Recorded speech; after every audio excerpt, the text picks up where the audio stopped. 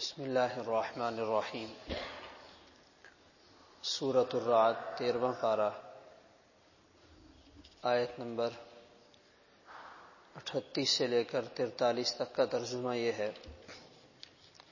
وَلَقَدْ أَرْسَلْنَا رُسُلًا مِّن قَبْلِكَ، تحقیق ہم نے آپ سے پہلے بہت سے رسول بھیجے، وَجَعَلْنَا لَهُمْ أَزْوَاجًا وَذُرِّيَّةً، اور ہم نے ان کے لیے بیویاں اور اولاد بنائی۔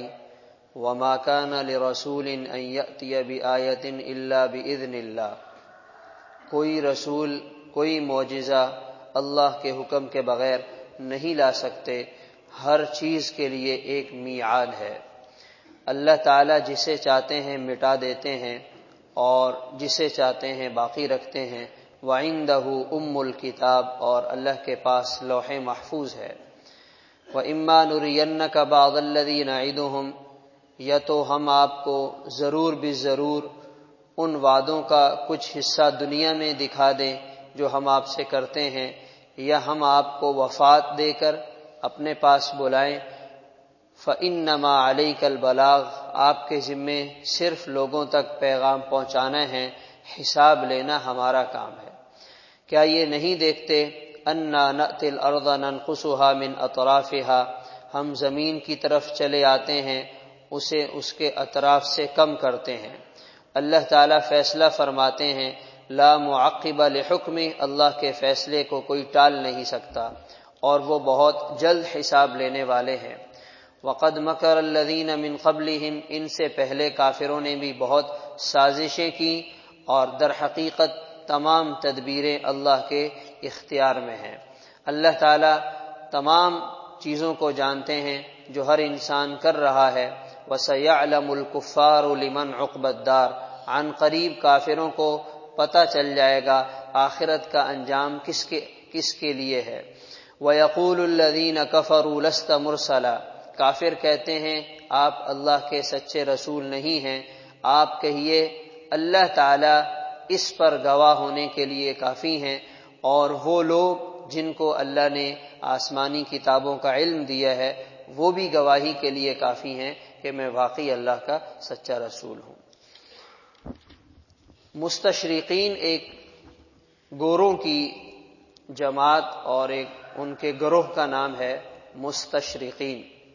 ان کا کام یہ ہے کہ وہ اسلامی علوم کی تعلیم حاصل کرتے ہیں، پڑھتے ہیں، اور اس میں سے کمزور باتیں ڈھونڈ کر اسلام پر سوالات اٹھاتے ہیں۔ پھر انہیں میڈیا کے ذریعے دنیا میں عام کیا جاتا ہے کہ صاحب دیکھو اسلام میں یہ کمزوری ہے، یہ سوالات ہیں۔ ان اعتراضات میں سے ایک اعتراض آج تک کیا جاتا ہے کہ آپ صلی اللہ علیہ وسلم نے 11 شادیاں کیوں کی ہیں۔ یہ ایک بہت بڑا اعتراض آج کے دور کے کافر مستشرق اس سوال کو اٹھاتے ہیں، اور بڑی سطح پر یہ سوال اٹھایا جاتا ہے کہ یہ کیسے رسول ہیں، ان کو تو پہلے شادی کرنے کی ضرورت ہی نہیں ہے، یہ اپنا کام کریں، شادی سے ان کا کیا لینا دینا، اور اگر کرنی بھی ہے تو ایک کر لیں۔ 11 شادیاں کی ہیں۔ سب سے پہلی حضرت خدیجہ رضی اللہ تعالیٰ عنہ کے ساتھ آپ نے شادی فرمائی، اور جب تک وہ حیات رہیں آپ نے دوسرا نکاح نہیں فرمایا۔ ان کے انتقال کے بعد آپ نے حضرت زینب رضی اللہ تعالیٰ عنہ کے ساتھ نکاح فرمایا، اور جب آپ دنیا سے تشریف لے گئے تو ان دونوں ازواج مطہرات کا آپ کی زندگی میں انتقال ہو گیا۔ 9 ازواج مطہرات موجود تھیں۔ تو اس کا کیا یہاں پر اسی کا تذکرہ ہے، وَلَقَدْ أَرْسَلْنَا رُسُلًا مِّن قَبْلِكَ وَجَعَلْنَا لَهُمْ أَزْوَاجًا وَذُرِّيَّةً۔ آپ کے بارے میں یہ سوال کافر کرتے ہیں تو آپ ان کو یہ کہیے ان سے پہلے، آپ سے پہلے جتنے رسول آئے ہیں انہوں نے بھی شادیاں کی ہیں، ان کی بھی بیویاں تھیں اور ان کی اولاد تھی۔ تو جب انہوں نے یہ کام کیا اور ان کے بارے میں کسی قسم کا سوال نہیں ہو سکتا تو میرے بارے میں یہ اعتراض کرنا بے جا ہے۔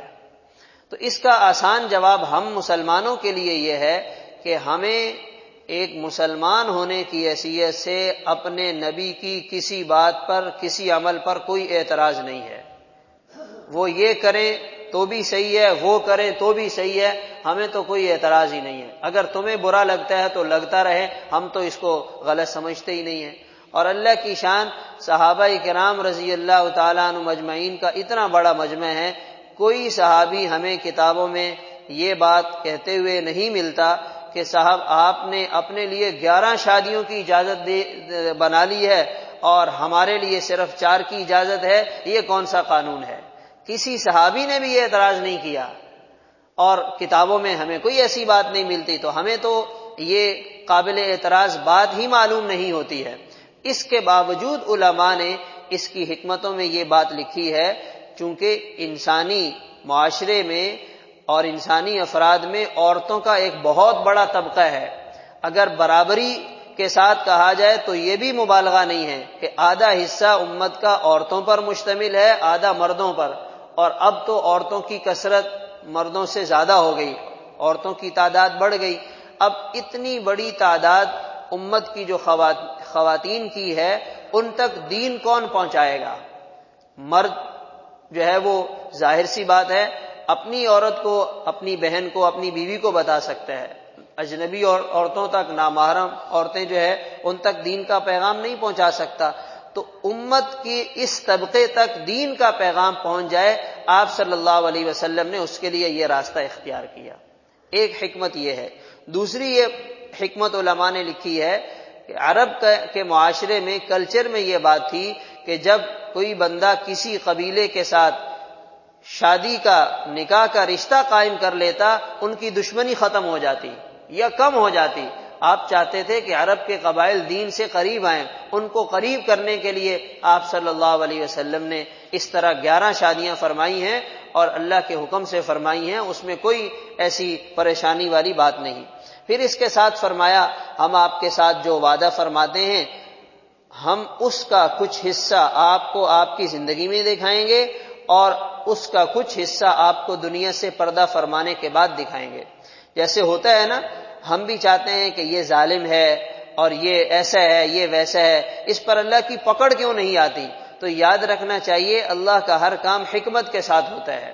اللہ تعالیٰ انسان کو بسا اوقات دنیا میں پکڑ لیتے ہیں اور بسا اوقات ڈھیل دیتے ہیں، اس پکڑ کا کچھ حصہ دنیا میں دکھاتے ہیں اور اصل سزا آخرت تک کے لیے مؤخر فرما دیتے ہیں۔ تو فرمایا آپ اپنا کام کرتے رہیں، فَإِنَّمَا عَلَيْكَ الْبَلَاغُ وَعَلَيْنَا الْحِسَابُ، ہم ان کا حساب کتاب لیں گے۔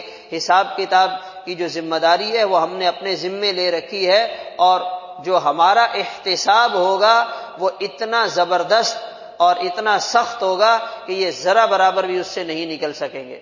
تو انسان آج عجیب بات یہ ہے کہ اپنے اعمال سے غافل ہو کر دوسروں کے حساب کتاب میں لگا ہوا ہے، اپنی ذات کو نظر انداز کر کے دنیا والوں کا احتساب کرنے میں لگا ہوا ہے، اور اس بات کو بھول گیا کہ عنقریب قبر میں اس کا حساب ہوگا، اور اس کی اسے فکر ہی نہیں، اس کی تیاری نہیں۔ تو ہمیں اپنی ذات کا احتساب پہلے کرنا چاہیے، دنیا والوں کا حساب کتاب ہوتا رہے گا، اللہ تعالیٰ ان سے ضرور پوچھیں گے۔ پھر اس کے ساتھ فرمایا کہ یہ آپ کو نبی نہیں مانتے اور آپ کی رسالت میں شک کرتے ہیں، آپ ان سے کہیے تم 100 دفعہ شک کرتے ہو، کرتے رہو، اللہ تعالیٰ میری رسالت اور میری نبوت کی سچائی کی گواہی خود دے رہے ہیں، میرے لیے اتنا ہی کافی ہے، تمہاری تصدیق کی مجھے ضرورت ہی نہیں ہے۔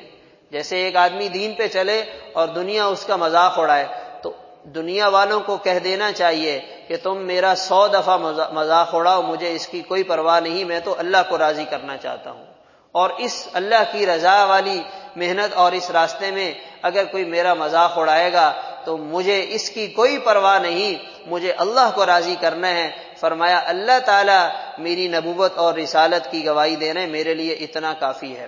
اور اس کے ساتھ فرمایا اہل علم بھی میری رسالت کی گواہی دے رہے ہیں۔ اس میں ایک نقطے کی بات یہ ہے، اللہ تعالیٰ نے اپنی گواہی کے ساتھ اہل علم کی گواہی کا تذکرہ فرمایا۔ اس کا کیا مطلب ہے؟ جو علماء ہوتے ہیں، جو اہل علم ہوتے ہیں، عالم بعمل ہوتے ہیں، ان کی اللہ کے ہاں بڑی شان ہوتی ہے۔ ہمارے ہاں تو اس معاشرے کو ملا، مولوی اور یہ پرانے زمانے کے لوگ ہیں، اس قسم کے ناموں کے ساتھ بہت حقیر اور معمولی بتایا جاتا ہے، تو یہ دنیا والوں کے ہاں یہ ہے، مگر اللہ کے ہاں جو معیار اور جو پیمانہ ہے وہ اس سے بالکل مختلف ہے۔ حدیث پاک میں آپ صلی اللہ علیہ وسلم نے بتلایا، جب اللہ تعالیٰ قیامت کے دن علماء کو جمع فرمائیں گے، اپنی خاص شان کے ساتھ یوں فرمائیں گے، جاؤ میں نے تمہیں تمہاری کمزوریوں کے باوجود معاف کر دیا۔ تو کون پوچھ سکتا ہے کہ بھئی یہ ایسے ہے ویسے؟ تو اس لیے ان باتوں میں، اس پروپیگنڈے میں انسان کو نہیں آنا چاہیے۔ علماء کے پاس نہیں بیٹھے گا تو قرآن کہاں سے سیکھے گا؟